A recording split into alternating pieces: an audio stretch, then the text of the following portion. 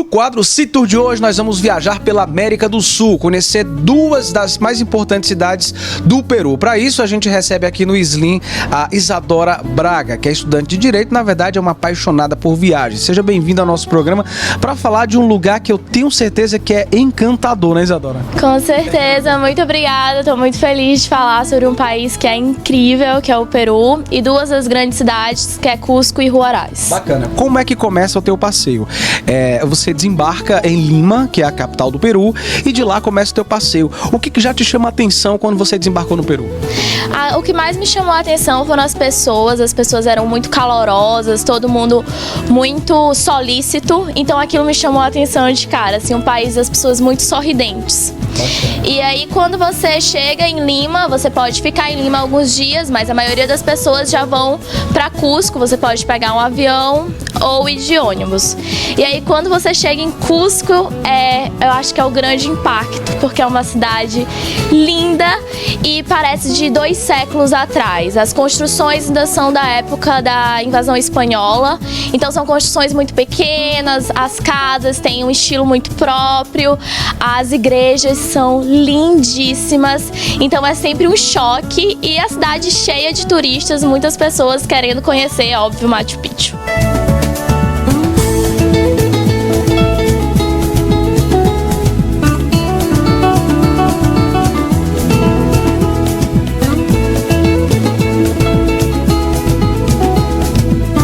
Quais os principais pontos turísticos para você, digamos que um turismo durante o dia? O que fazer durante o dia? E tem muitas coisas que fazer.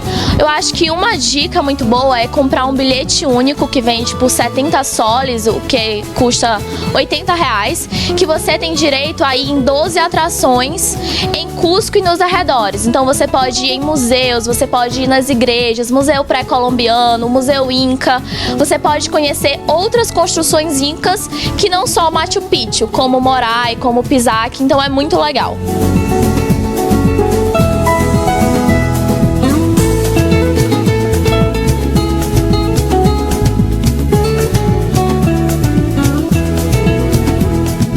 Durante a noite muda um pouco o cenário para se passear? Sim, durante a noite tem programação para todo mundo. Cusco é como uma capital gastronômica, então tem muitos restaurantes, e se forem jovens, melhor ainda, que tem muito reggaeton, tem muitos bailes, tem muitos pubs para ir.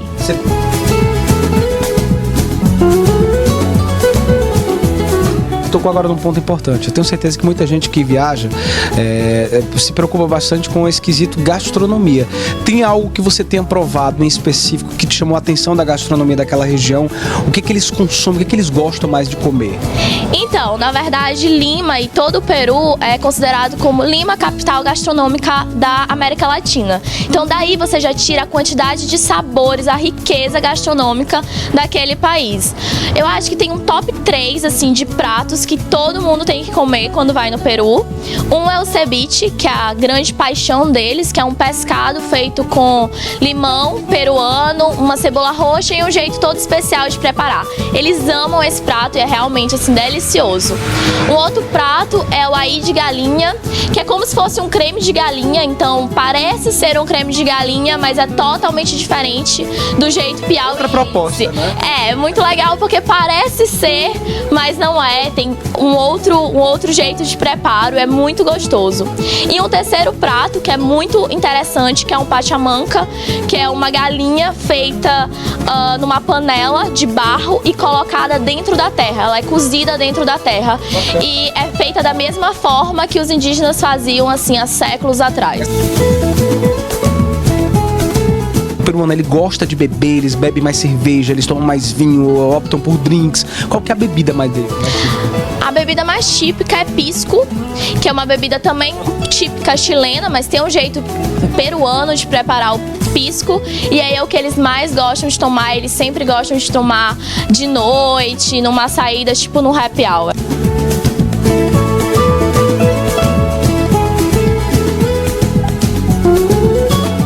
Além de Cusco, você foi para outra cidade no Peru. Isso, eu fui para Huaraz. Huaraz é uma cidade que fica perto do Parque Nacional de Huascarán, que é um parque conhecido como Patrimônio Natural da Humanidade. É um parque que tem mais de 200 lagoas e 600 glaciares. Ele fica no meio da Cordilheira dos Andes. Então é um passeio incrível para quem gosta de ecologia, para quem gosta de escalada, para quem gosta de montanismo. São as paisagens assim mais incríveis que eu já vi na minha vida.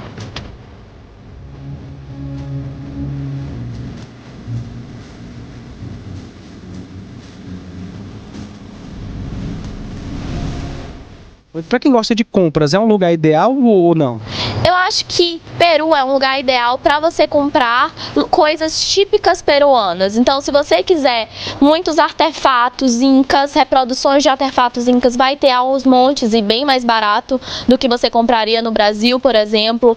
Então, eu acho que é um lugar para compras de artigos rústicos.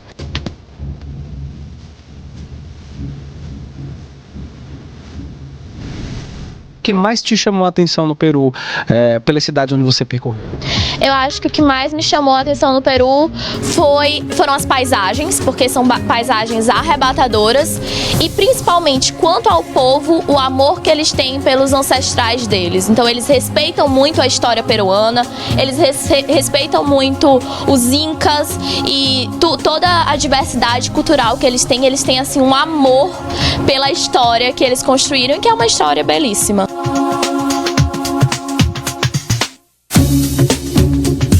Já tem aí como roteiro aí o próximo destino que você já está programando para viajar?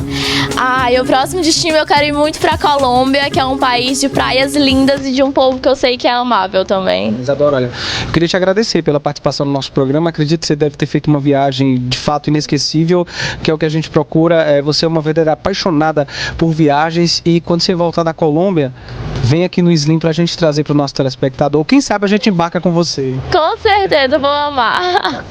Muito obrigado então pela participação. Para você que está em casa, ficam essas super dicas. A nossa viagem pelas duas das principais cidades do Peru, mostrando as principais características, especialmente no quadro City Tour de hoje aqui no Slim.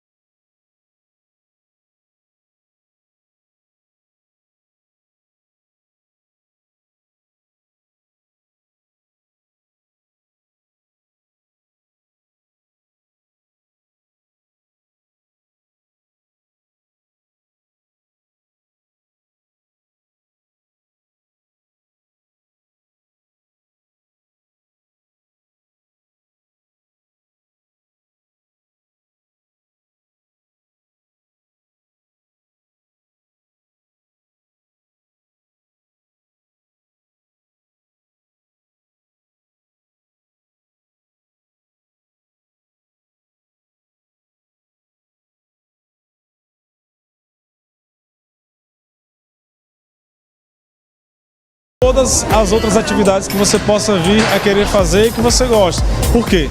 Para tudo você precisa de um equilíbrio. A musculatura ela está envolvida na corrida, na natação, no ciclismo, até em lutas também você precisa estar com uma musculatura estável.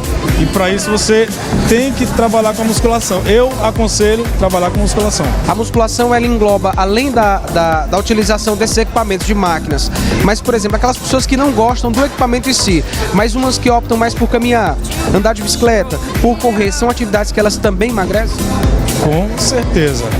No intuito de emagrecer, toda a atividade é válida. Então, assim, a gente tem que saber o que vai fazer você emagrecer com saúde, certo? Não exceder os treinamentos, tudo tem que respeitar períodos, então periodizações.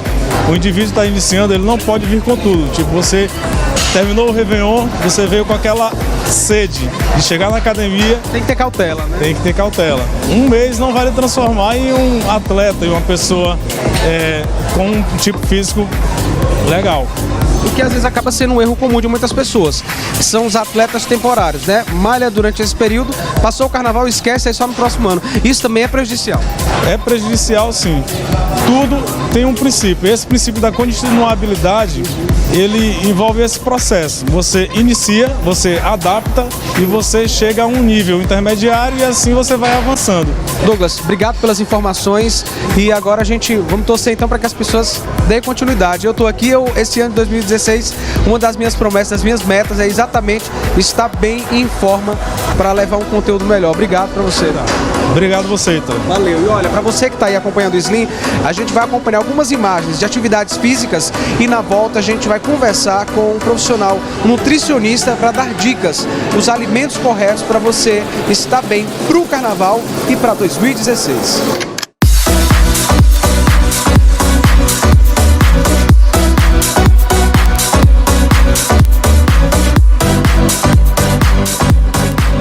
Agora que você conheceu a maneira correta de praticar atividades físicas para estar bem no carnaval, agora a gente vai conhecer quais são os alimentos que interferem de forma positiva para quem busca estar de bem e em forma, não só para o carnaval, mas durante todo o decorrer do ano. E para isso eu converso agora com o nutricionista Bruno, que na verdade a gente fala de alimentação. Final de ano é uma época que as pessoas exageram. E no mês de janeiro alguns acabam justamente acelerando, correndo atrás do prejuízo e a alimentação muitas vezes de forma errada. A maioria dos pacientes que chegam ao consultório fazendo queixas realmente da questão do fim de ano, né? O que é que a gente sempre trabalha? A questão do plano alimentar individualizado, né? Onde dependendo da avaliação antropométrica que a gente vai realizar do paciente, a gente vai trabalhar alguns tipos de condutas. Dietas muito radicais a gente não costuma trabalhar tanto. Apesar da gente se deparar com perca de peso em curto intervalo de tempo, a gente sempre trabalha a distribuição do valor calórico, né, distribuindo a quantidade de macronutrientes e micronutrientes, dependendo do tipo de treino da pessoa, do tipo de atividade que ela faz e do metabolismo basal que ela tem. Então, em cima disso é que a gente vai ver a variabilidade de carboidrato, de proteína e de lipídio. Então, nesse período, às vezes a gente ousa um pouco em baixar mais a questão do carboidrato. Por quê? Porque é o que vai demandar num ganho de peso, principalmente de gordura visceral.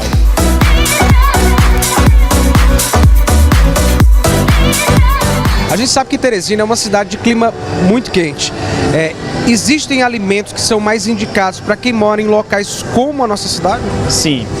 A dieta do teresinense, né, a gente sempre aconselha a ser uma dieta leve, né, uma dieta de fácil absorção, a ter sempre uma boa ingestão de líquidos, a ter uma ingestão de carboidratos de baixo índice glicêmico. Por exemplo? A gente pode citar maçã, podemos citar pera, podemos citar banana, podemos citar uva. Tá? Isso se referindo às frutas, mas a gente tem uma variedade grande, procura colocar uma boa fonte de fibras. Como a gente tem um período que não nos favorece muito, a gente tenta minimizar isso com uma boa hidratação e uma dieta rica em fibras para evitar problemas intestinais.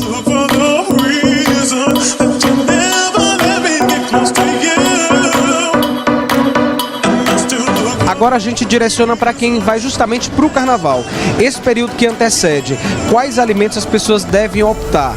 durante o carnaval também é preciso essa preocupação. Tem muita gente que às vezes brinca o carnaval, ingere uma grande quantidade de álcool e gordura ao mesmo tempo, o que isso pode ser prejudicial. Então, como é que deve ser relacionada essa alimentação antes, durante e após o carnaval, Bruno? Pronto. O que a gente trabalha é a questão de plano alimentar, não existe um plano alimentar para aquele período festivo.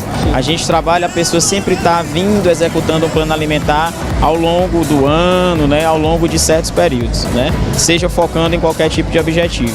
Antes do carnaval, o que a gente costuma orientar? Porque querendo, a gente sempre é abordado com relação a esses temas, né? Então a gente sempre foca numa dieta rica em carboidrato, porque é um período festivo, você não vai se alimentar bem, você vai passar por aquela maratona, seja atrás do trio, seja, enfim, né? Praticando atividade física. Praticando atividade física. Então a gente orienta sempre, nós orientamos carboidratos de baixo índice glicêmico, batata doce, macaxeira, inhame, maçã, uma pera, né? Porque vão dar Em poucas quantidades. em poucas quantidades também, né? Vai dar um valor calórico por um período mais prolongado. Além disso, questão da hidratação, né? A gente foca também, fundamental, né? Uma dieta rica em fibras, né? A gente vê com o uso excessivo de álcool, né? Quadro de disenteria, né? Possível desbiose intestinal, né? Enfim, mais ou menos essas condutas que a gente costuma tomar. Bruno, obrigado pelas informações extremamente úteis àquelas pessoas que estão se preparando aí para curtir a folia do carnaval. Atividade física de forma correta, com uma boa alimentação, na verdade representam o segredo responsável para você se estar de bem e em forma, não só para o carnaval, mas para todo o ano. Obrigado pela participação. Obrigado, Ítalo, que precisar estamos à disposição.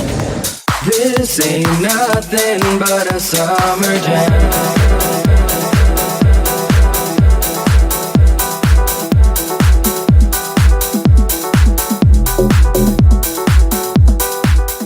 No próximo bloco vamos trazer as tendências em condomínios de luxo com o arquiteto Mário Pinheiro.